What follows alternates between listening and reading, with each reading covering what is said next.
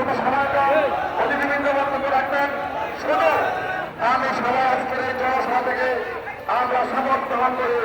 আমরা আন্দোলনে যারা শহীদ হয়েছে তাদের রক্তের সাথে দামেনি করবো না, এবং যেই ষড়যন্ত্র চলতেছে ষড়যন্ত্র করে আমাদের দেশ নায়ক তারেক রহমানের নেতৃত্বে, আমাদের মাতা বেগম খালেদা জিয়ার নেতৃত্বে, আমাদের ভিডিআই কাজের সংসদের সমন্বয় বিভাগের নেতৃত্বে আমরা একটি সুষ্ঠু নির্বাচনের জন্য নির্বাচিত না হওয়া রাজধানী নির্বাচিত সরকার না হওয়া পর্যন্ত আমরা মাঠে থাকবো।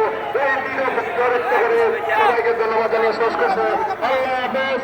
বাংলাদেশ জিন্দাবাদ, বাংলাদেশ জাতীয়তাবাদী দল জিন্দাবাদ, শহীদ রাষ্ট্রপতি অমর হোক, দেশমাতা বেগম খালেদা জিয়া জিন্দাবাদ, আমাদের রাষ্ট্রনায়ক আগামী রাষ্ট্রনায়ক জনাব তারেক রহমান জিন্দাবাদ।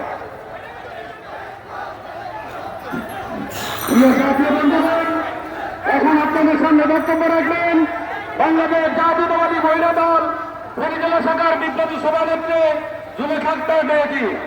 আপনার সময় 2 মিনিট।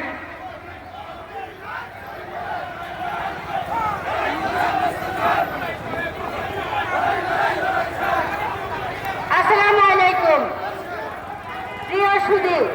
ফেনী পৌরসভার 13 নম্বর ওয়ার্ড থেকে একটি মিছিল এসেছে, আপনারা করতালির মাধ্যমে স্বাগত জানান।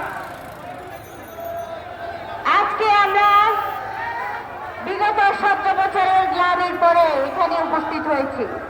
আমাদের একটাই দাবি, বিগত 17 বছর আমরা নির্বাচনে ভোট দিতে পারি নাই। আমাদের